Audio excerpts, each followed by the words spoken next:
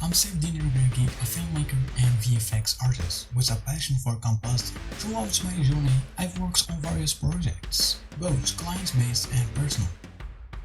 This course is designed for After Effects artists who feel limited in their current workflow and are considering making switch to Nuke. Having been an After Effects artist myself, I understand the challenges of moving from layer-based to nude-based compositing.